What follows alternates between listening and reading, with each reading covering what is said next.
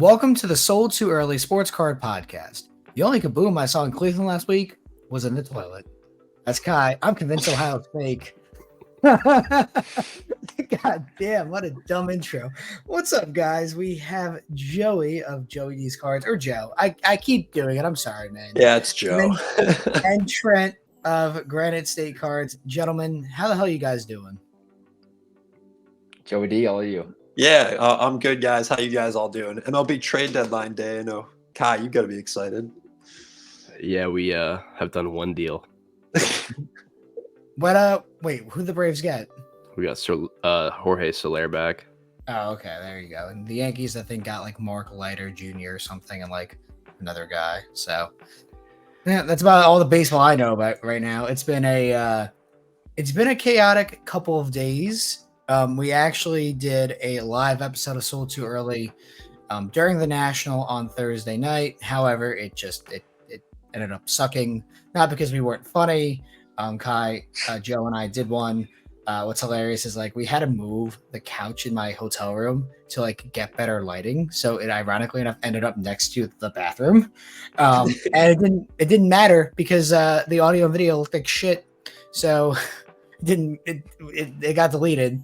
Did our own episode yesterday, and that it really rocketed off performance wise because I think a lot of people really had a poor experience in Cleveland at the National. I can't be the only one who really feels kind of whelmed by the whole thing, even a little bit disappointed.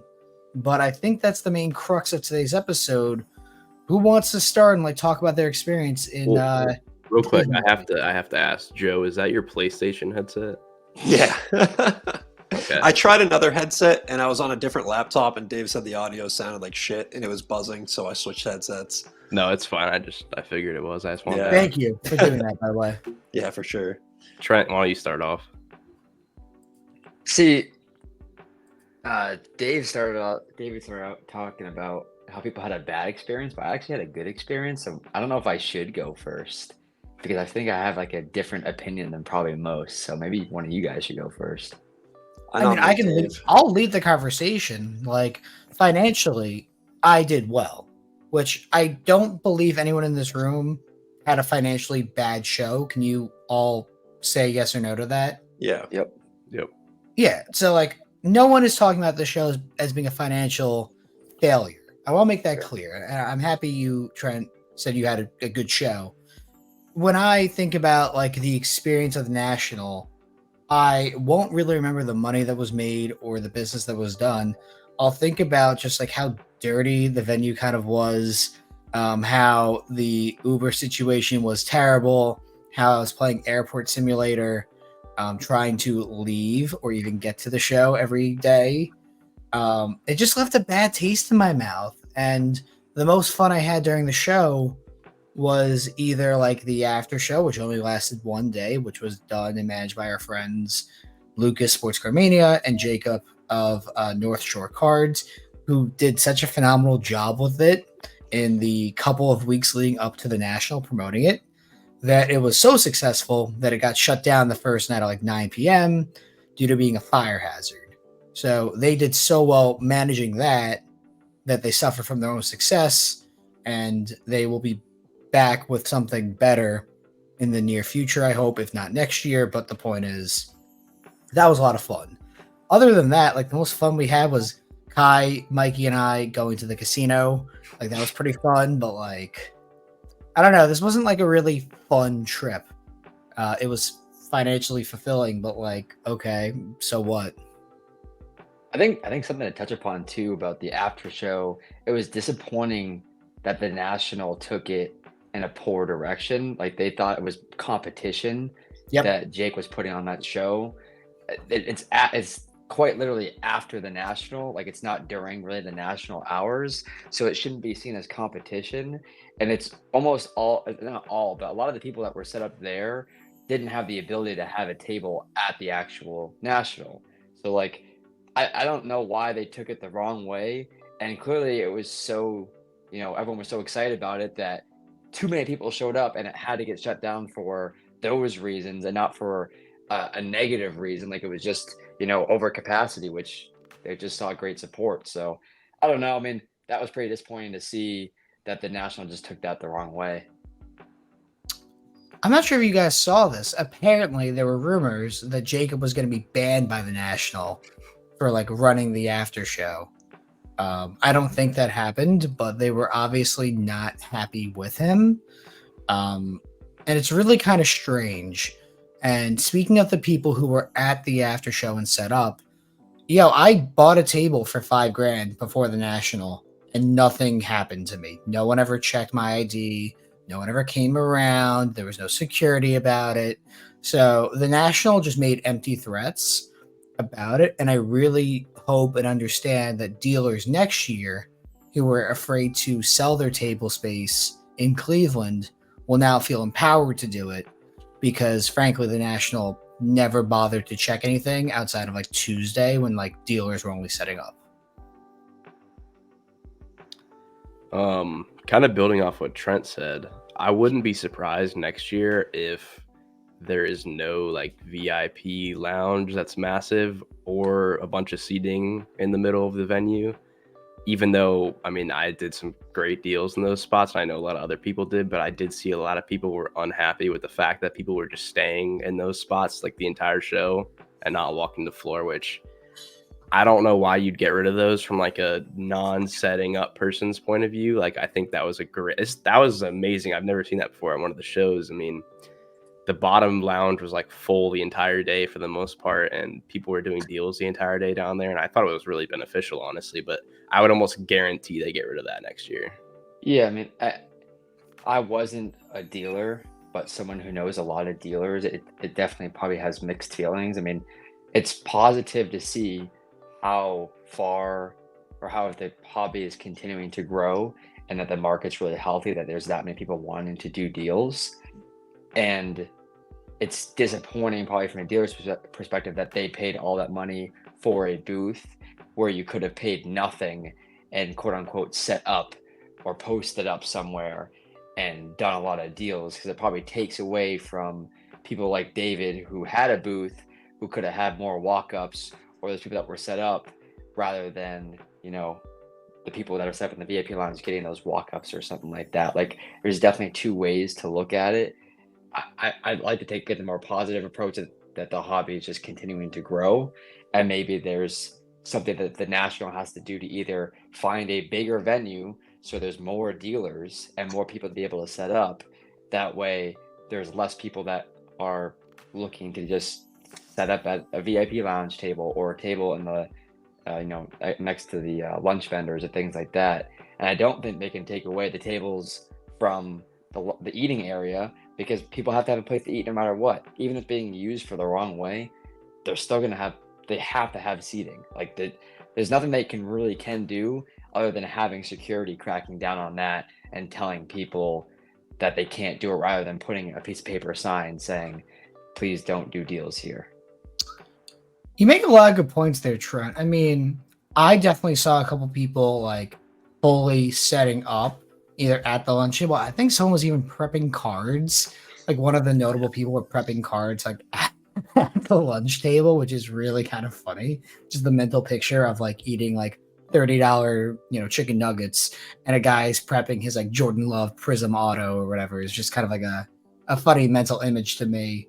I don't know. It's kind of a weird spot to be in, because the people who were quote unquote setting up at the National who didn't have space were most likely or probably younger collectors trying to get their foot in the door, trying to, make their first major deal or make their first $1,000, or someone who is, a young hustler and grinder who wants to, elevate themselves. And that's commendable. That's totally respectable. That probably would have been someone like me had I not weaseled my way into a showcase or two. And I don't expect people to pay the same cost I did for a National space. There were people who paid more or tried to pay more and got stonewalled by the threat of the booth owner losing their booth had the National caught on. But that was a risk I was willing to take. The people I was with were willing to take, and it worked out for everyone. Financially, it was successful. But you can't crack down on the younger generation or the people who can or want to set up making deals, you're just going to have them do things that are going to cause more issues. So if you tell them they can't sit at this table and make deals, guess what they're going to do? They're going to walk outside to, a dirty convention center floor and make deals there, or they're going to be sitting in like the middle section of like the walkways, or like a dirty table that's not a lunch table, but it's just there. People are going to be doing whatever they need to do to make their trip financially make sense. So there is something that can be done. I do agree that dealers should have the first opportunity to see cards. I don't think that's a crazy thing to say. I don't know how you fix that, but I mean, even in Dallas, in Dallas, I'm trying to think about it. I don't really see people setting up, quote unquote, except for at the trade nights. And even then, when people go to Dallas and like set up a trade night, there's people like an hour before the show ends trying to steal tables from the Dallas card show, or like from like the surrounding area. Wait, you did that? You did it with me. That's where I first met you in Dallas. We literally stole a table from the called out live. That was just called out live. So I'll give context on that in a second. Joey, it's changed a little bit since you've been there. So now what I've seen in the past times I've been to Dallas, July 4th weekend, I was not there, obviously, but in the past, they were now setting up like the lobby for trade night. Like people were like setting up in the actual like lobby of the hotel, like their tables and showcases, which is really funny, and like chairs and stuff. When I met Joe, I should say, about a year and a half, 2 years ago, it was in the Starlight Room, which is the secondary room of the Dallas Card Show. They have tables out there. They try to make it available for people to like sell and trade and sit down, whatever. And I was actually just sitting at the table BSing, and you came up and said, hey, or maybe I had walked up. I don't remember the situation, who walked up to who. It was like, hey, do you mind if I sit here? Obviously, the other person said yes, put our cards out, just started talking. And yeah, we became friends because we were just like two normal human beings just being pleasant. And obviously it worked out pretty well for both of us. But yeah, Joey, you and I were not stealing tables at Dallas. Hey, no, listen, I promise you, you're wrong on this. What we did was we took a table from, I don't know, by where they stamp you when you're walking in, and we carried it to the lobby. And then I was sitting with, oh gosh, what's his name? He used to have a podcast. I don't remember his name, but him. Rob? And then you were but he did a duo with Rob. He had his own show with Rob. The crosstown over that guy. Yeah. So he was to my right, you were to my left. Promise you. I didn't steal a table. This is bullshit. No. Well, then I stole it, and then you sat next to me. That's okay. So then the part of my story is right then. I didn't steal a table. Christopher Columbus did. He's an accomplice. He's an accomplice. Yeah. Oh my God. So kind of just go for it.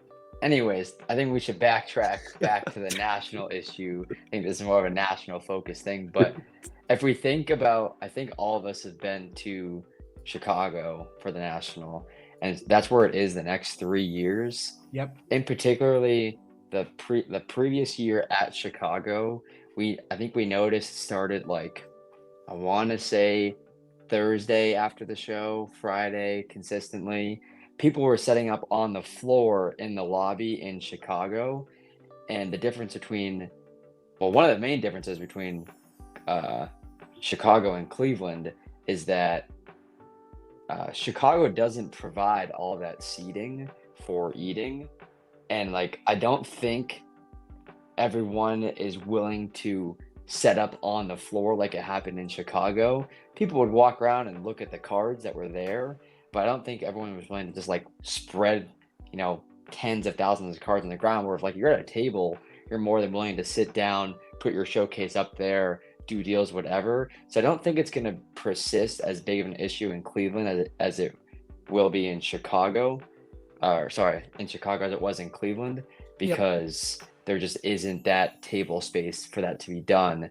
And on top of all that, I do believe Chicago is a much bigger venue, so they can fit more dealers in there anyways. So people that maybe couldn't set up this past year in Cleveland should have an opportunity, I believe, in Chicago to set up because there is more dealer space. Now, will they crack down on splitting tables and threaten to kick people out? It might be because of the new management, but either way, those problems shouldn't persist as much because the seating isn't available. Yeah, I mean, that's very well said, and I absolutely agree. What I will note, though, is I've definitely seen grown men sitting on the floor making deals. And listen, I don't care what kind of collection you have or what kind of show you're doing. You have to be pretty down bad to be sitting on the floor of a dirty convention center, mostly around children, making deals for sports trading cards. I don't care who you are. It's just not a interesting. It's not a good sight to see. I don't care what age, over the age of like 25 you are. It's kind of bad. I believe they have an iconic photo of what is it, Eddie from InvestiCard sitting Yep. on a floor in Chicago from the year before or something like that. Can one of you two send it to me if you have it so I can put it in the podcast? I can try and find it. I don't know, Thank Trent, if you you. know where it is, but I remember seeing it last year. We can definitely find photos of everyone set up too on the ground in Chicago, and probably find some in Cleveland at tables to show the difference of like the space too. Because I mean, Cleveland just, I don't want to say Cleveland was asking for it, but Cleveland clearly gave the opportunity for people to take advantage of that possibility. I don't mind that as much because the IX, center is not the best venue. The downstairs, the dungeon where the trade night was. So if you walked into the dungeon, you would feel like a 5-degree shift immediately because there was no air conditioning and just like the heat got trapped in there. But besides that, there actually was like 100 to 200 tables, if not more, like properly set up. That's better, but it just was gross because there was no ventilation. Like, I don't think I'm asking for too much. I just want internet to work and to not smell like dudes. So, like, I'm sorry. Those are really high demands to ask for, but I don't know, man. It's a weird spot to be in for the National. I really think if Fanatics Fest is good in a month, there's real conversation that the National will be losing its throne as the number one show in the country. The only reason why it would be number one is 5 days versus 3. I mean, touching on the next year real quick, did you tell them that like all the hotels are already sold out basically? Oh, thank you for that. So one thing I've done now for the last 2 or 3 years is the second I get home from National, I book my hotel for the next year. I'm going. I don't think that's a shocking thing to say. As long as the National exists and I have the opportunity to most likely set up or, just figure it out as I go, I will book my hotel. I could easily refund it if I needed to, but it's probably not going to happen. And I use Expedia for that. And Lowe's is already sold out, at least as of today, July 30th. It's possible they could be adding more rooms down the line. They didn't add any rooms when I was looking at it yesterday. Crown Plaza had no rooms. The Regency Hyatt, which is like probably the nicest hotel in that little area by walking distance, is $460 a night. I don't recall the hotel that I booked. I'm going to check super duper quickly. I think it was like Hyatt Airport or something, right? It was. I don't know if it was Hyatt Airport. It was one of those. It was Hyatt Place, Chicago O'Hare Airport. So it's about 2 miles away. So it's far enough that I will basically have to Uber. I'm not going to walk 4 miles a day with my cards. Lazy. Pretty fair. That's pretty fair to call me out for being lazy, but what's not lazy is I'm paying in total $875 for 5 nights. And I also got the insurance on it. I mean, the refund possibility just in case. And I pay that when I get there. So to me, it's pretty worth it. Considering that the Regency Hyatt would have been like $2,500. All my travel expenses, my flight, my food, and everything are basically accounted for. Had I just, stayed a little bit closer. Yeah, I did something similar last year. I wasn't fortunate enough to be able to stay in one of the hotels that's right near it. And so I think my hotel was probably like 4 or 5 miles away, but it doesn't really make a difference because you just walk around. Cleveland didn't have this. You just walk around to the other hotels or to dinner or to trade night or whatever, and you don't need to worry about it. Whereas in the IX Center, you felt like you were kind of trapped there or you had to go home for the night. It was kind of one or the other. At least in Chicago, you can go walk around and do stuff, which is going to be really nice. Yeah. That's accurate, 100%. I mean, it definitely is a bummer. Like, there are some pros and cons to everything, but like being so spread out in Cleveland just makes everything a lot more difficult. I will say, I don't know if you guys had the experience where you stayed, but my hotel at least offered a shuttle to get to and from the convention, which I didn't have that experience in the past. But for the most part, not being able to just walk back or have the ability to walk to a trade night or walk to get food, something like that, makes your experience, I think, not as enjoyable after, because you have to make that ultimate decision. Am I staying for trade night? Am I gonna Uber somewhere for dinner and then Uber back and then Uber to a hotel? Like, it starts to build up the cost a little bit too if you're going on these trips, having to decide what's the best thing to do for you. Yeah, I mean, hilariously, Kai, Joe, and I stayed in the same hotel, which I was able to book on Expedia. It was called the Orbit. It was like a mile from the show. The hotel was gorgeous. Like, it was very nice. It was clean. They did offer a shuttle. I didn't end up using it any of the days. We all just Ubered together. We did get stuck in traffic really 2 of the days. One of them we walked to the show, like maybe a quarter of a mile, if even, honestly. Yeah. And then the other one we just kind of rode it out. Like, it wasn't that bad. We saw plenty of Marco Polo, Christopher Columbus types just braving the rough terrain of Cleveland, Ohio to go sell sports trading cards, and it was quite glorious. I don't think I'll ever get that mental picture out of my mind. Just how stupid it looked. It is ridiculous when you have people getting out on the highway, which is extremely dangerous, and then just walking probably, like you said, like a quarter mile to a half a mile to the show. There's just no need for that. I honestly think that, while it's awesome that this shows that there's been so much growth in the hobby from whenever it was in Cleveland last time, whatever 2017, 2018, whatever it was, to now, because they thought that the IX Center would likely be prepared to handle the amount of people. But I think Cleveland is more than likely officially taking itself out of the running for future nationals, because if it can't contain this many people in 2024, if the hobby really does grow by X percentage year over year for the next 3, 4, 5+ years, I mean, can you imagine how bad this will be, in 2027 if it were to be here, or whatever the case may be, or not 27, but 28, 29, whenever it's out of Chicago. Yeah. So not a good look. I want to see San Diego host the show, actually. Be fun. Be expensive. I don't know if that will ever happen. I think that the committee's probably come to the realization that they have to do it somewhere pretty central and pretty easy for international people to fly to. So I feel Atlantic City is not central and not easy to fly to. So hopefully Yeah, I think that's out of the running too. I was more the last time they did the voting, the other major city they had proposed is Atlanta. And I do think Atlanta may become a place where the National does give a shot to, because I think there's probably a lot of convention centers that are large enough to host, with hotels in the area, and it's a flight hub for national and international flights. So I could see Orlando too. I hate Atlanta. I don't want to go back, dude. I mean, honestly, I'm good as long as it stays on the East Coast. Relatively Dave's just little racist. travel. How is Kai? How am I racist because I hate Atlanta? I'm gonna let you put the pieces together, Dave. But I think Orlando could be a good venue too. Fuck you, Kai.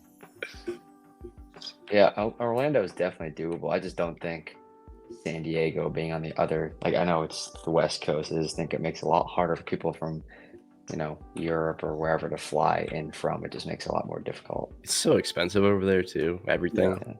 Yeah. You go, Trent. I was gonna say, probably renting out. You gotta think about this too, the actual committee or the convention, whoever runs it. Cleveland is probably the cheapest place for the National to actually happen. Their cost of renting out that venue is probably considerably lower than it is in Chicago or anywhere else because of it being in Cleveland. And it's just like I said, there's no hotels even near the convention center, so like probably makes their cost a lot lower. That's probably why they throw that in every couple of years to bring their cost down a bit. Yeah, and I think the other thing that goes into this, San Diego, in theory, being expensive is we were actually, I think it was day one of the show or day two of the show, we were outside talking to an upper deck employee who lives out in Carlsbad, and he was just talking about how the gas prices are insane. And so like when you go to even like a Chipotle, the burrito is like 16, 17 bucks instead of 10 bucks. So could you imagine, like, you add up the Ubers or you add up the food, and that's just the little part of it. And I mean, I can't even imagine how much more expensive, travel to the show would be. So, yeah, might be tough. I'd rather be in San Diego than Cleveland. I'm sorry. Yeah, I mean, that goes without saying. I'd rather be in San Diego than virtually anywhere. It's a bold point, Dave. Yeah. Thank you. I only raise up the most controversial points on this podcast. I'm happy you understand that. Let's move on to more positive things. So everyone said they had a great financial show. Very happy to hear that. I kind of know what Kai and Joe are going to answer to this question. So Trent, if you want to start with it, what was your favorite pickup / like deal of the show? That might be very hard for me to give a straight answer to. I mean, Interesting. I sat here for like an hour before we got on here trying to figure out which 12 cards are in my Tuesday 12, and I actually I pretty much couldn't choose to preference it or reference it. Tuesday 12 is like where I post 12 of my favorite pickups in the past week, and I couldn't choose 12 cards. Like I ended up deciding I have to do 4 from each sport because I couldn't narrow it down just to make it easier for myself. So I chose 4 baseball, 4 football, 4 basketball. But I mean, my favorite deal, or my favorite pickup, that's an issue because everything has a price, so it's nothing I'm gonna keep forever. It's not like I picked up like a PC card for life or something like that. Looking at my desk, there was a deal where I picked up 2 captain's patches, one of Drew Brees, one of Larry Fitzgerald, and a Michael Vick game used Reebok tag. So that might be number one. There's a few other cards involved there in a cash deal. I picked up a really nice Jordan game used on card jersey auto from like 05 trilogy. And the biggest thing for me too is everything I picked up, I decided that I wasn't going to just flip, that I was actually going to bring everything back. So people that follow me on social media or Instagram actually have a chance at picking up anything I posted. So everything I posted that I picked up, I still have, along with probably another 120 cards that I brought back with me that I picked up. So it's definitely hard to narrow it down because of how much quantity and quality I brought back. But there's a lot of the game use stuff because I think it's just everything's authentic memorabilia at this point. I think you guys all know I like my game use stuff. That all the game use stuff is probably my favorite at that point. I want to answer my 2 favorite cards that Trent picked up. I like the Ted Williams Bobby Doerr duel. That one's sick. And then what was it? A Chad Johnson logo shield. Oh yeah, I got that one right here. Those are sick. I bet that's in the Tuesday 12. So while Trent goes through, and that's a disgusting card, was it difficult for you to like purposely not let people make deals for those cards? Do you kind of regret doing that? Like, would you have done better financially if you kind of said, F it, I'm going to flip this card. I paid $500 for it. This guy's offering me $650. I want to make this deal. Or were you just like really determined to like try and make sure that as many awesome items as you picked up made it home? It's a good question. I guess I can't really know what I would have profited on some of the cards because I actively told people they weren't for sale. So like when I posted some of my recaps from each day and people were at the show or people were responding and it's like, I'm at the show, like, let's do a deal. It made me offers. I'm like, I told everyone that they won't be for sale until I get back and I price them out and put them on a story sale because for me, I don't know. I really I care about my brand and I want to like offer as many things as I can to like the people that follow me. And I didn't think it was fair to let some of the cards go in person when I had like 35 or 40 unanswered DMs of people wanting to buy the cards at home for their own personal collection. So it's like it's hard to be like, oh, he deserves it more than he does, or he should get first dibs over him. So I'm just gonna post everything on one of my story sales, and whoever's first to claim it's gonna have the opportunity to own it, because there's a lot of people that PC these captain's patches nowadays. There's a lot of people that wanted like some of the Mo Holmes autos I picked up or the Jordan auto, and it's like, could I have any more money flipping it? Like, could my profit? Could I come home with like a larger amount of profit? Sure, but at the same time, all the cards I have is still unrealized profit, and it's not like I didn't have enough money at the show to not purchase other cards. I didn't like turn down any deals. I still spent and bought all the cards I could. I just didn't sell any of them. That way people have a chance, collectors or whoever have a chance to get them off my page. Yeah, listen, I respect that. I really do. What's hilarious, because I can answer my own question about what was my favorite pickup. You and I did a deal at the after show. I purchased Trent's 4-color Tom Brady Immaculate Patch auto, BGS 8510. It was the sticker auto. It wasn't the on-card one, but it was numbered to 25. It was a gorgeous card. I think literally everyone in this podcast was there as we made that deal happen. I think I spent like $6,000 with you, 6,500 roughly for that. Rich. It was something like that. It All I was remember is we were like $50 off, and you're like, "Yeah, I'm gonna pass on the deal," and I was like, "That's crazy. That's crazy." Listen, to be fair, with that mentality, I do realize I was kind of an ass about it, but it was night one of the national because it was Thursday. So my mentality, which shifted obviously after that deal because I'm happy we got it done, was don't be a dumbass here. Come on. It's the first or second night of the national, whatever it was at that point in time. Don't let a good deal walk away over $50. Don't let it go away for 20. Don't It's a be good that idea, guy. Dave. Oh, hey Kai, how about you tell us how amazing your deals were? No, I'm gonna let Joe say his answer. No, you go. No, because I want to say something else. All right. So what am I answering? What my favorite pickup was? What your favorite deal was? Maybe the biggest deal you did. Both. Kai's baiting me into this. So I'll start by saying I kind of, I like Trent's idea of trying to bring as much as, well, in his case, everything home to, offer it to his followers first, and, whoever gets it. I kind of tried to do that. And Kai, as soon as I got home, I don't remember what day it was, maybe Thursday or Friday. I got back and I had just done a big deal. It was my biggest deal at the show. I bought like 4 or 5 really like cool cards. And I was just showing Kai my pickups. And he was like, well, how much do you want for these? I was like, I don't really want to sell them right now. And Kai just started like comping them anyway. And we ended up, it probably took like 30 minutes? Yeah, maybe not even probably. Yeah, 20, 30 minutes to figure out a deal done. I just moved those plus a few more to Kai. That was like, I guess, my favorite deal, but my favorite card that I picked up was a Donovan Mitchell, Damian Lillard dual flawless logo man with the 75th logo men on them, which was pretty sweet. So that was my favorite. But it's a good one. But now here's the important question for you, because I know we talked about this a lot while we were in Cleveland, but like obviously that wasn't a podcast. You actually collect. You have a amazing Cavaliers PC. Thank you. You have amazing LeBron James cards. Like you're actually truly a collector. Is it difficult for you to see either your friends or your peers or people you really respect constantly flip cards? Does it make you want to do it more? Like you're very comfortable in your space and you wouldn't change a single thing. No, I mean, I want everyone to do whatever makes them happy, as long as they're not scamming and being a dick. You know what I mean? Like, if you want to flip cards, that's cool. If you want to collect everything, that's cool.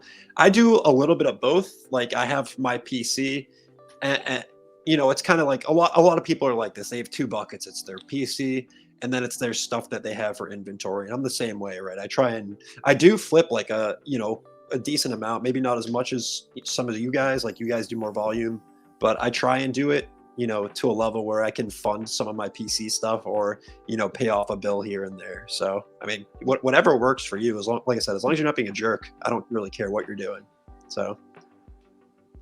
We're being too nice today. I don't like this. Well, I mean, to be fair, Kai did call me racist, so maybe we're not being super nice. Well, you called him racist in the Uber. That is a great point. I forgot about that. I What did were we call even Kai talking racist. about again? In the Honestly, I don't Um, remember. I don't know. I don't remember. You just called me racist. That was crazy, bro. I did call Kai racist. It was really fun. Back to the point. Yeah. My favorite card I picked up was probably the Matt Ryan 2014 Flawless Gold patch auto.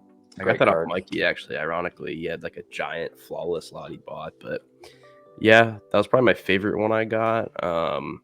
Most expensive, like nicest, like thing I'm gonna flip was probably like either the Chet cracked ice I got from Joey, or maybe the Kyler cracked ice I got. I got that from Chris Cards KC. But Chris yeah, if did anyone that. has the Matt Ryan 101 from 2014 Flawless, hit me up, please. Thank you. Can I offer you 1K on your Kyler's Kai?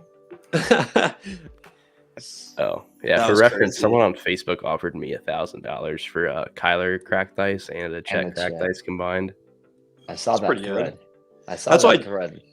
D&D is really hit or miss. Either people lowball the shit out of you, or like occasionally you'll get a deal done. I feel like 1 out of like every 10 you might sell something. Yeah. I would agree with Kai. 10% is generally what's going to happen, because if you're actually pretty reasonable on your prices, someone's going to offer you 70% of comps and think you're a dumb asshole. But every now and again, there is that other rational human being out there on Facebook who will give you a fair and competitive offer. It is pretty rare, but it does happen. Joe, you do a lot of Facebook business. So I'm sure yeah. you can. Like pretty Yeah. much strictly Facebook. Yeah. Wild. Yeah. Oh, you go, Trent. You go, Trent. Trent, go for it. Sorry. Well, first off, can you use vulgar language in this? Am I allowed to swear or whatever? Say fuck. Kai's called me racist. I don't give a Dude, fuck. say Go for it. whatever you want to Alright. say, Trent. I don't get why the fuck you guys do DNDs on Facebook. And I gotta break this down because hold on. Yeah. Like you just explained, like 95% of the time you get lowball offers. And you guys know what the fuck you guys want for the cards. Just post a freaking price and they can throw you a counter offer if they're like close to what you want on the cards. That's not fun, Trent. Yeah. I someone- agree. I'll You're answer not- that question though when you're You're done. not only wasting your own time by getting lowball offers, you're wasting other people's time by like maybe they're thinking they can like somehow steal the card. You know what the card's worth. You know what you want on it. Why waste your time to do this D&D bullshit? I don't do a lot of Facebook stuff, but that's like that stuff is it's ridiculous. This is Trent's life work right here. Here's why. Because you can assume there's more stupid people out there than us. I know it's a low bar. We're aiming lower. There's someone out there who's going to overpay for that item. They're probably not on Facebook at that moment, but you might as well try and see if you catch a dumb fish. That is why I do it. I will openly admit that.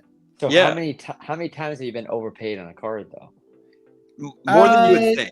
More than More you than you would think. would think. I think Yeah. it honestly happens more on the type of stuff you have, Trent. Yeah, Well, 100%. Yeah, that's a little different, but like I don't know. I just feel like you literally just said that like 95% of the time you're lowballed.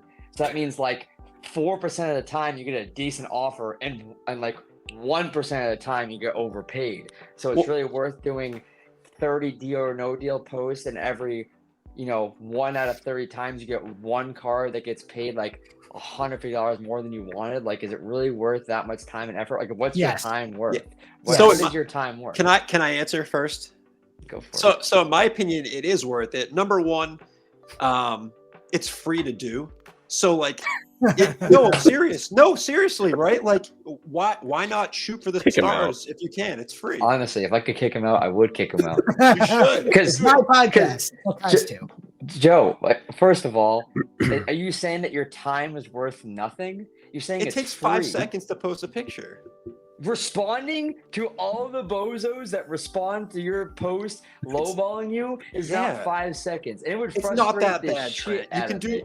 You can do it while you're watching TV, while you're reading, while you're doing well, not while you're reading, but while you're doing whatever. 100% you can. But either way, I will say if you are doing a D&D and you are willing to be fair, you do sell stuff. So I probably sold like at least 100 cards. It's not that that's like a lot or a little, but I've probably sold at least 100 cards on Old School doing D&D this year. Like if you're willing to be reasonable and you're not going to be way over on everything, if someone offers you a fair number and it is close and you just no bullshit, like, you know, they offer 425, you're like, I'll do it at 5. You do a lot of deals that way. I'll rephrase my statement and saying that, like, I understand deal or no deal if it's a rare card that doesn't have many sales. Like, that makes more sense to me. But, like, most of the time I see DNDs with fucking PSA 10 autos or color prism, whatever, that clearly has a million comps that clearly you can see out there. Like, if it's something that's like Logo Man, tags, shields, whatever it might be, 14 flawless, rare stuff, and like stuff like that, I get it. But if it's stuff that is comparable, that literally you can go and find, you know, 10 sales in the last 6 months, what is the point? I'm with you. I agree with that. I agree with that too. Also, for reference, because I was just opening Facebook, Joe posted on Old School an hour ago. Deal no deal. That's He's got right. one offer. But to Trent's point, none of that stuff is shit that just. It's not an Anthony Richardson Silver Prism or like a. You know what I mean? Fair. Yeah. If it's rare, if it's rare stuff, I can understand, because you really just want to field offers. There's sometimes where I have cards where I simply just want to field offers, and I understand the deal or no deal portion of it. But when it's stuff that literally has a sale or sales like that are very recent or whatever, it's like clearly everyone can see, including yourself, what the card is worth. What is the point of doing a deal or no deal? Yep. Totally agree.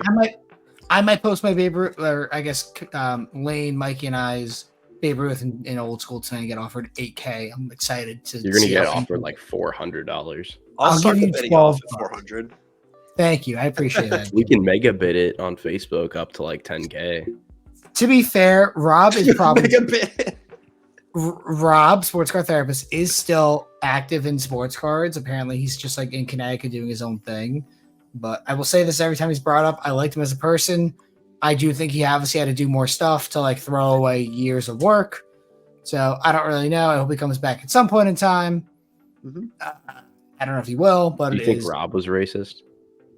No, Kai, I don't. Who knows? Why? Oh, I got a question for you, Dave. Time out. Did you get any offers on the Marlins ball at National? I did actually sell the Marlins ball. Yeah. Oh. So I sold it to my friend Adam, Rips Cards. He had DM'd me about it a few times. What's hilarious is I actually outbid him originally for the ball. I bought it for $30.50 from Jack Sunsfit 8, and Adam wanted it, and we ended up coming to an agreement at National. As he was walking past my table, I said hi to him, and then he came over and I was like, "Hey, I have the ball. Do you want to talk?" And we came to an agreement at 4K. Like, all right. Like, I would have liked to keep the ball longer, but I think that's how my brain finally went out saying, like, yo, just take the money on this, move on. It was cool. You owned a piece of history that'll never be seen again. Just be happy. And I think that side won out. So that was nice.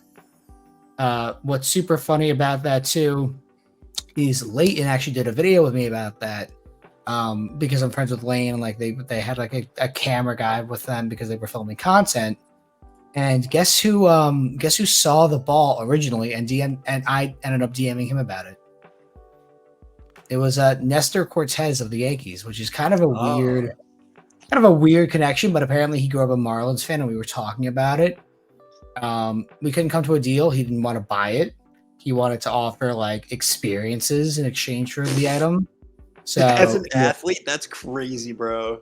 He's like, "Hey, I'll give you 4 BP passes." I'm like, dude, come on. Like, we're not even on the same page here. Trent doesn't know what the ball is, I don't think. No, I know what the ball is. It's the first Marlins hit in franchise history or whatever. But yeah, it was badass. I owned it for like 4 or 5 months. And Kai had always teased me saying I was gonna quit flip it right away. You're like gonna sell it right away. I'm like, I'm really not. and I stuck to my word. I didn't expect to sell it at National. I'm happy I did. I'm happy I have the money. I was happy to put that into other things. But I'm not a Josh Marlins Giddey? fan. So unintentional. This is gonna sound so bad. Let me think of how I want to phrase this. The best deal in terms of like accidental profit was a child had a Josh Giddey flawless RPA at a 5, game used, and I bought it for $850. A gold to 10 worst patch PSA 9 graded just did $1150 today, this morning. So that card is probably worth $2,000. Nice. So I ripped off a child for a Josh Giddey card accidentally. Good lord. Speaking of children, Oh. I gotta go. Whoa. Yeah, Oh, let's talk about a transition. I got a question for you guys because I feel like this is all I've seen on people's stories and social media while we're at the show. But where did you guys? I mean, David probably has a different answer than maybe Kai and Joe. But where did you guys find your most success, at the trade nights or the after show or at the real show? Because all I saw from social media was how the show wasn't that good, but the trade nights and the after show was where most people's deals were going down. So I'm just curious what your guys' opinion was on that. I mean, Yeah, real go. quick, I'll just answer. But I mean, I would agree with that sentiment for the most part. Outside of the big lot I bought from Joe, I think I bought like 3 or 4 cards from people actually set up at the show, and everything else came from either the after show, the VIP lounge, or like a trade night. Yeah, and I think for me, there was a lot of really quality stuff in the room, obviously, right? It's national, but I think a lot of people's point was that you could offer someone 100 to 10% of comps and they would still like turn you down. I think I found equal success walking the show and then also doing like little sporadic deals that I didn't expect. Like I'll give you an example. I went up to a hockey booth because I had bought so much on one day and I was looking to offset some money. And I had a Martin Brodeur logo shield, dual logo shield with Zach Parise. And so I went up to a hockey booth and just was like, hey, like, do you have any interest in a card like this? And the guy was like, no, but I appreciate it. Well, some guy who was standing next to me goes, oh, well, you have a Martin Brodeur logo shield? Do you mind if I take a look at it? And we ended up doing a deal on it. We walked to the side. So like random stuff like that, or me meeting with my friend and then buying like the check crack dice and a couple other cards, stuff like that kind of made up the other half of the deals I made. But I don't think I had much success at the national official trade night. It might have been because it was too crowded and it's kind of hard to like get in and see everything everyone has. You can really just see the cards that are on the table, and it was kind of tough to make deals that way. But Dave, Trent, what about you guys?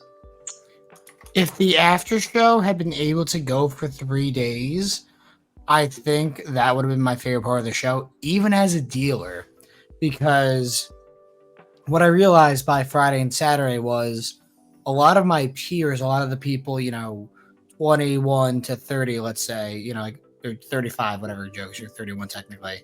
Yeah. Like a lot of our peers who have nice stuff, who would be interested in my cards, who, are fair and reasonable people, while they knew where I was and I was set up, I didn't see as much of them. It was more dealing with randoms who just had quality stuff or wanted to buy things or were reasonable that like made my show great, at least from the selling side. But like my friends who I would expect to like see it or at a normal show at Dallas, at Burbank, whatever, either were just not interested in really like the show by that point, or had found like their own little area to set up, or were doing deals on the sides or whatever. So it is interesting that Jacob did such a good job with the after show, and had it been in a location where it could have fit more people, I think I'd be singing a different tune overall about Cleveland, and I would not even be talking about like the national itself. I'd be only talking about the praises of like the after show. So you're basically saying even if this after show went all the nights it was supposed to, and including the trade nights or whatever, you would have said that those events, the events after the show, would have been more of a success for you than the show itself? Yeah, I think because just like people our age were just not interested in the National by Friday and Saturday, just because of like the perceived notion of like vintage dealers being overpriced. There were some really kind of sad and like funny pictures I saw online, either of like empty booths or like just cards that frankly should not have been set up ever at any show, much less National, or like clearly like swap patches. I saw like a DeMar DeRozan select patch that was like $2,000. It was like the fakest logo man I've ever seen in my entire life.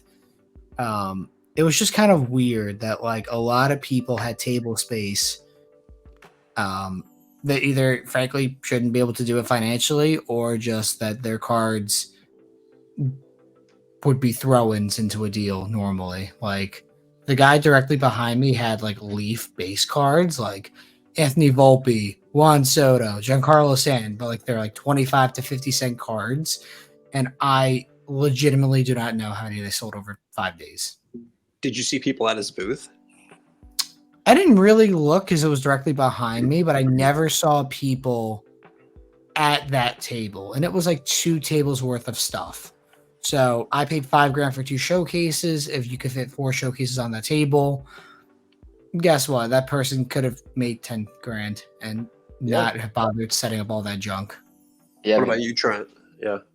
Well, first off, this is actually an interesting thing that I heard someone say that I thought I'd bring up is I actually heard people talking about the idea early on in the show of buying out people with only like $500 worth of cards and just seeing if you could just buy their booth with buying all their stuff. Because at that point, you know, if someone's just got a bunch of smaller cards and they're using all this space, and they like, why not just buy them out? Because it would have cost you a couple grand to get a booth and showcases. If you can buy all of their cards, even if you don't want them, and you get their space, you in theory could, you know, spend less money and buy them out and just get table space, which I thought was kind of crazy. That's Trent. That's very smart. That was my idea. Had I not gotten this table space through a friend, I was gonna walk in with like $40,000 in cash and just see what happens. Yeah, and then another thing you brought up before I get to my perspective on the whole where I did better at is I think that we have to come to a realization that there is always going to be vintage at shows, and we are just modern dealers, and we want to see all modern cards, but that doesn't include all collectors. Like, we have to have vintage dealers at every show. It does bring plenty of foot traffic for those that look for vintage cards. It may not be what we're looking for, but there's also people that solely do vintage that probably like, oh, look at all this modern stuff, like I can't do anything with this. Like, it definitely goes both ways, and there are people on social media that are our age that mostly do vintage, and they probably enjoy looking at that vintage stuff. It's just the reality of it. Also, when we were younger, and I know it's the National, it's a bigger show, so you'd probably expect there to be bigger cards, but there has to be the option of bins for people to dig through. I'm not saying that there should be like cent bins or 10-cent bins, but like there have to be dollar bins, 50-cent bins, dig bins for people to go through. I mean, like, not everyone can afford bigger cards, and some people just have smaller budgets and want to go to these shows to build their collection, and that might be spending 20 or 50 bucks on, you know, a variety of 20 or 30 cards and not spending, you know, 50 to 500 bucks on one card. So I think that's something that like we have to be conscientious of when we like talk about wishing that those things were gone. Because I didn't start with fucking $1,000 cards, $5,000 cards. I started with studying stats on the back of these cards as a kid, and my cards are probably worth a cent each. Like, everyone starts somewhere, so like we have to have those dealers that have the smaller cards to continue to grow the hobby. Trent, yeah, you go. Trent, you're being very smart today. I really like this. No, Thank you for being intelligent. Before I throw it back to you, Trent, for your perspective on, you know, where you did better, I totally agree. I said this the other day. I think these should 100 million%. There needs to be vintage. There needs to be dollar bins, dig bins, whatever the case may be. My perspective on National is that if your table's busy, you should be there, right? So like whether it's bobbleheads or stamps, I don't know stamps, but bobbleheads or whatever the case may be, bats, jerseys. If you're busy and you're wheeling and dealing, you should be there 1,000,000%. Because if there's a market for it, it should be there. I think the issue probably, correct me if I'm wrong, guys, but I feel like the issue is more the dealers that either A, don't fill up their showcase, or B, aren't really willing to be fair and reasonable with people. You nailed both. The issue, and Trent, sorry to cut you off, but I think we're going to say the same thing. The issue is people like Al, who have 8 to 10 showcases, but like 30 cards. And then there's also the fact that they gatekeep people who want to be able to sell their booth. You should be able to do whatever you want with that location to other people. You might not be able to fill up 4 showcases worth of stuff. Why can't you do what you wish to with your space? If you truly allow people to do whatever they wished, and it was a productive selection of dealers who then were able to sublet, this wouldn't really be an issue. You turn around and said no one can sell out their space, and then you have dealers who have under $5,000 total worth of items in 8 to 10 showcases, or you have the nerve to tell dealers to spread out their cards to make it look more full, but then you have a board director who has 1 or 2 cards per showcase as a gigantic middle finger to everyone around him. Not even that. They're grossly like overpriced. Like he's not even there to like try to sell them. He just has the showcases to have them. Yep. Yeah, it's a tough spot because we don't have to be afraid. Like David said it. Like you guys are talking about Al. Like Al solely does NTRPAs. That's what he does. He's hoping for for him. It'd be a successful show, I think, if he bought 1 or 2 of the guys he's looking for, and he's not really looking to sell. But he does not need whatever. I think he probably had like 16 showcases. Yeah. With like some showcases had like, just solely 1 player, like 4 NTRPAs, and like he'd have empty showcases in between. Like I'm all for what PSA Al solely does NTRPAs or whatever. Like that's great. Like he has good taste, but there's no reason that he has to have that much space being unused. And then and it's not just him. I'm not just going to call him out. Like there are a lot of dealers that were there that like would have a showcase in between their cards that just said buying inside or just had cash inside. Like there's no need for that. Like you can put up your pop-up banner behind you that already says you're buying, selling, and trading. Everyone at the National, they're set up and they have cards in their showcase. They're probably buying, and if you're selling at a reasonable rate, they will buy it from you. So like you don't have to have a showcase that says buying inside of it or have cash inside of it. Like there's no need for that. And if those dealers or some of those dealers are the ones complaining about people setting up at the random food tables, they can't have any argument if they're taking up and using that waste. They're just wasting that space where those people would have been willing to pay to have that showcase or have that space. Like it goes both ways. You're absolutely right. Yeah, I don't know what to do next. I imagine that showcases next year in Chicago will probably come down from that $2,500 number per showcase, probably around the $1,500 to the $2,000 number, just based on more being available. And honestly, I think a lot of people are not going to be afraid to sell out showcases now to people because the National did nothing about it this year. And if there's one thing I know, it's that they're run terribly. So they're probably going to continue to do nothing about it. And I can speak to sources that I have that they pissed off one of their largest dealers in they're based in Long Island, I believe, the National folk. Yes. Yeah. Okay, cool. Sounds right. Okay. Yeah. So they pissed off one of their largest vendors who does like all their local shows in New York. So who even knows what they're going to be doing for themselves at the East Coast National, which, directly competing with Fanatics Fest. And guess what? Hey, gentlemen, where are you guys heading? Fanatics Fest or the East Coast National? Neither. I'll be at Fanatics Fest. Yeah. There you go. Three Fanatics Fest, 0 for, East Coast National. Yeah, it will be a lot of fun. the other reality too of what you brought up about people selling showcases. Let's say David owned a table this year and you sold showcases and you got in trouble and they said you lost your ability to put your name in to get a booth next year. You can just have the people that you were set up with or whatever, or someone else, they put their name in the lottery, and if they get it, they can just sell a showcase back to you, and it's just a recurring cycle. They're not going to photo identify you and tell you can't enter the building. This isn't the freaking NFL. Like, you're not kicked out of all games or something like that. Like, you're still going to be allowed in, and you can just keep recurring cycle. Like, there's the new management saying you can't sell showcases was ridiculous, and also the new management were, I don't want to say they were idiots, but they could have made a lot more money. They cut down the badges from 6 to 3 this year, which I understand they don't want a bunch of dealers walking around, but I guarantee you if they just said everyone can have 3 dealers badges, but you can buy more dealers badges, they could have priced each extra dealers badge at like $500. Yeah. I'm sure they would have sold a fuck ton of dealers badges because people are willing to spend that money to either get in early or set up, because some people bring their family, some people bring people to help them set up.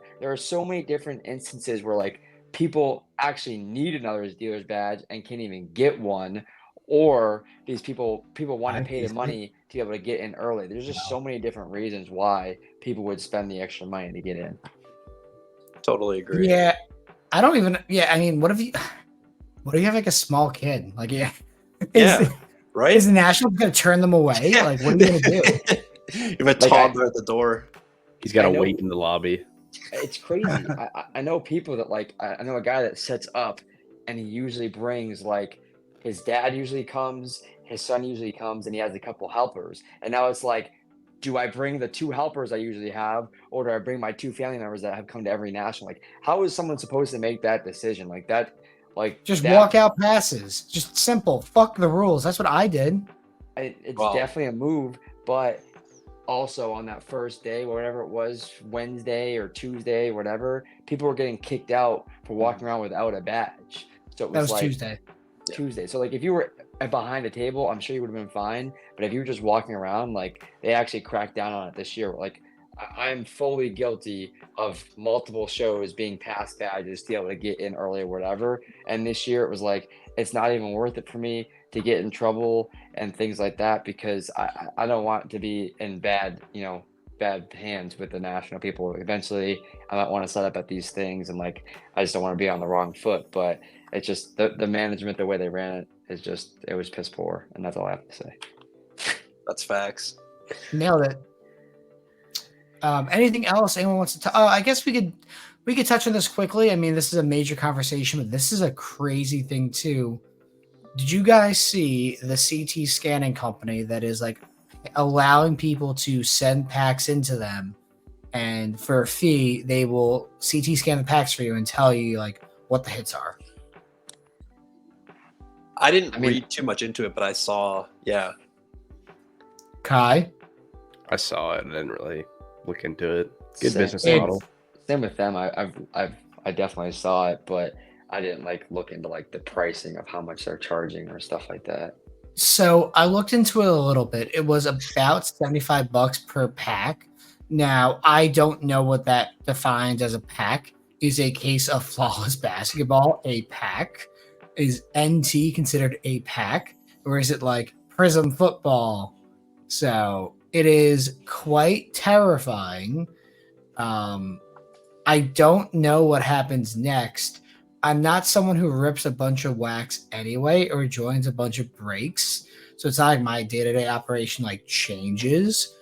But if you join repacks, or you join, not repacks, I should say, if you join group breaks or hunt down vintage products, wouldn't you be a little bit afraid right now? I mean, even Shine thought he got a fake case of Exquisite. I don't think it ended up being fake. I think what happened was he had opened up packages and gotten the wrong years of Exquisite cards, but the checklist said it could happen. So I don't know if that was. Go for it. He posted on his story that he got his money back, and that whoever he bought it from reached out to the Auction house. the auction house, and then the auction house is going to reach out to whoever consigned it and try and get the Yeah. money back. So it sounds like there is something being done. Okay. All right. Yeah. So fair enough. I'm happy there's a resolution there. The only reason why I said that was because I saw that the checklist did mention it could have other exquisite cards. But listen, if he got scammed, then he deserves to be made whole. And it sounds like that process is being done. So I'm happy for him, and hope it, I'm not wishing bad on Sean. I don't. No. I've never thought. No, that's not what I'm saying. It's more of just like you have to be afraid now of opening older product, and I can only imagine how people are feeling about this. Real quick, but Jack Flaherty got traded to the Dodgers. He did. Oh shit! Yeah. Yeah, I saw that. And I think we trade. yeah, good for him. I don't know. Red much Sox about traded baseball. for 2 relievers and a starter. So yay.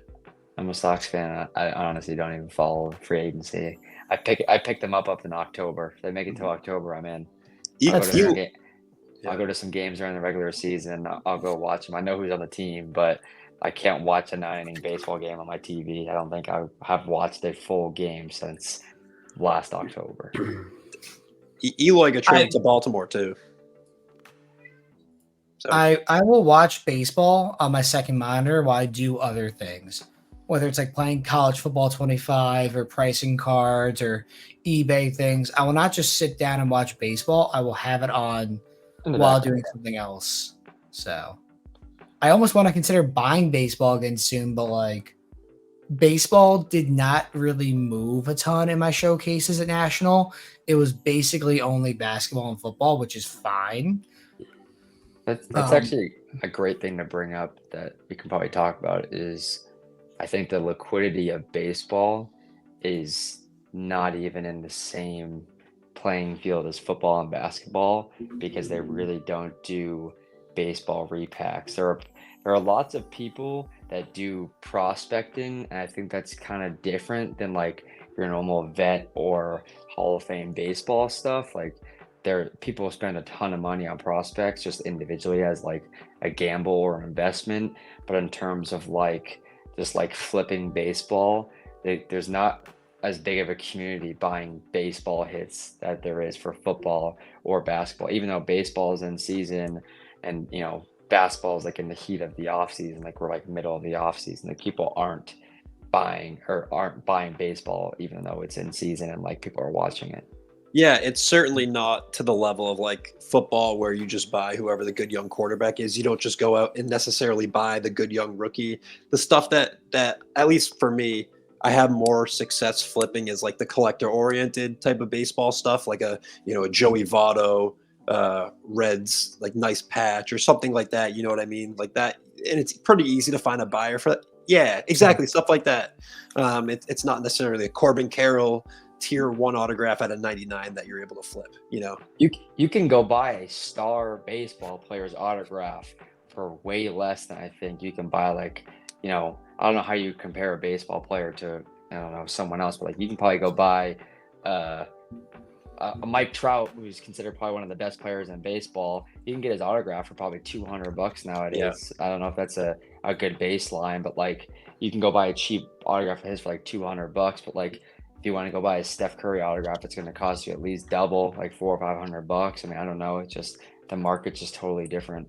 Yeah. If even, I mean, I would imagine that the cheapest authentic Curry auto that's not like an in-person autograph is probably $500 to $1,000. And I actually just typed in on my end Mookie Betts. He doesn't sign a ton.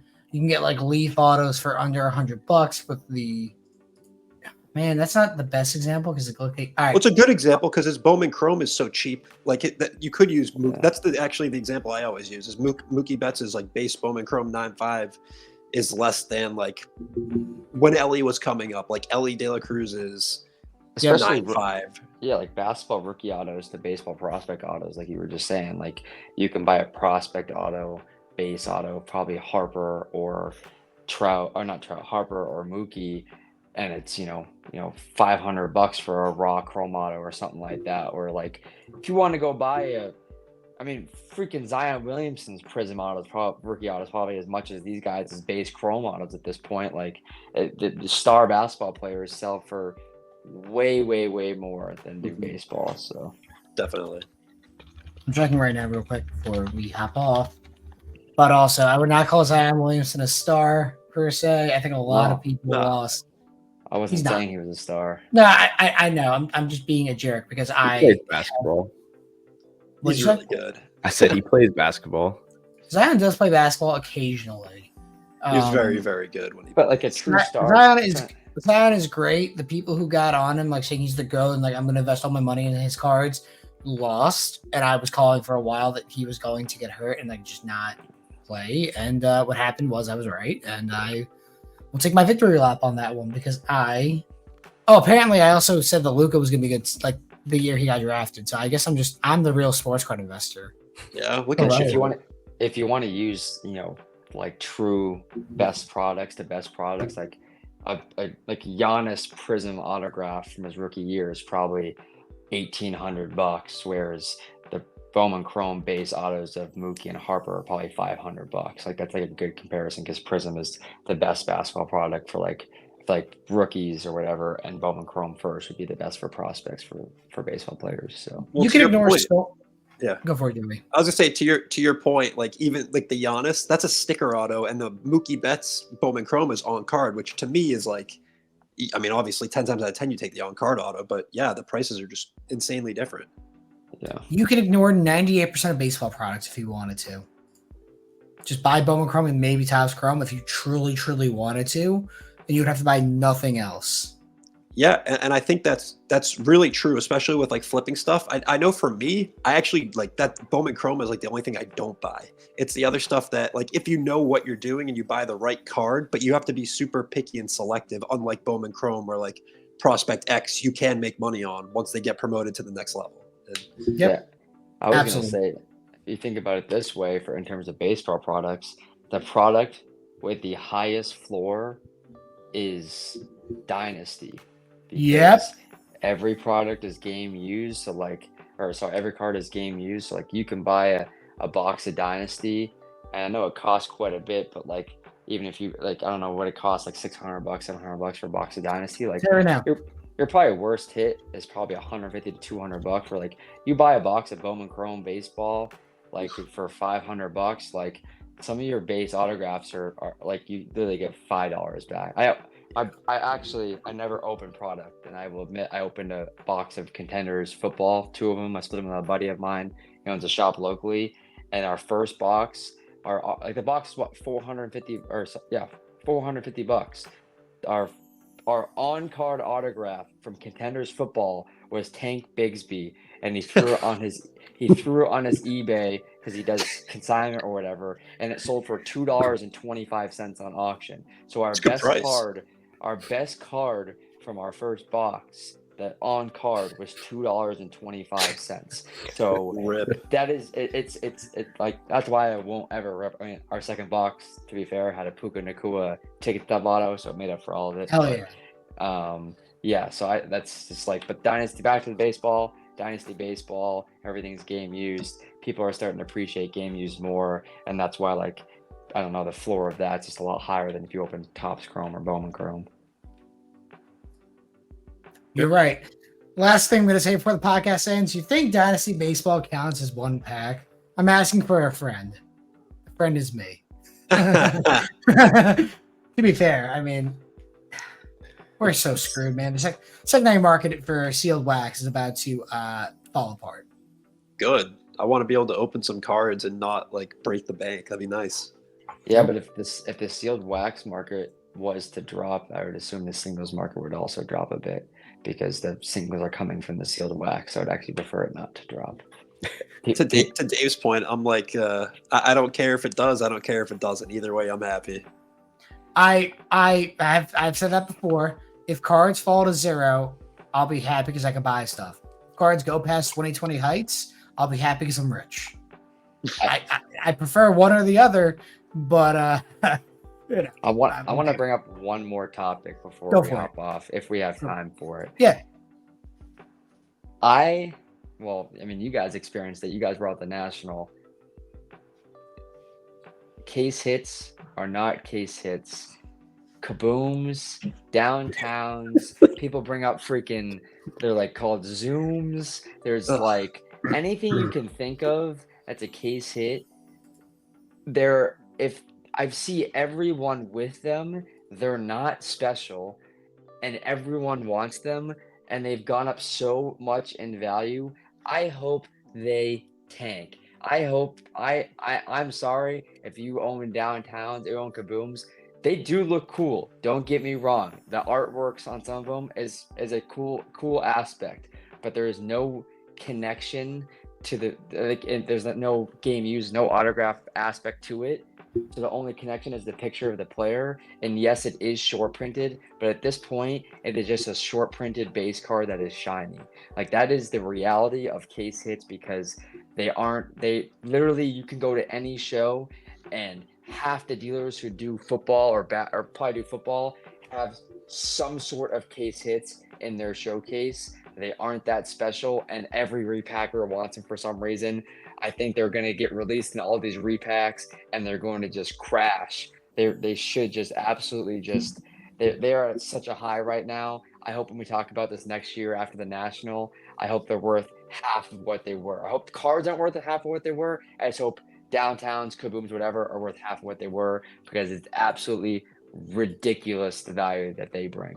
Oh yeah, 100%. That's coming, by the way. The only exception for me, which is like is like the gold Kabooms and green Kabooms. I think those are pretty sick, but like those are, you know what they're numbered to. They're numbered to 10. They're numbered. It's yeah, different. exactly. You know the print run of them. Some of these downtowns, if you go look it up, have pop reports over 500. How is that how is that special? They're not.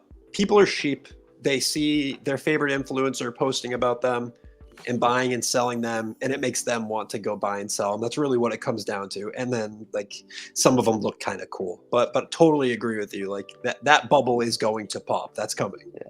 I'm all for the gold and greens though, because those are numbered. It's just I'm not going to compare it to a gold prism or a black 101 prism, but like they are numbered. You know exactly their print run, you know their rarity of them.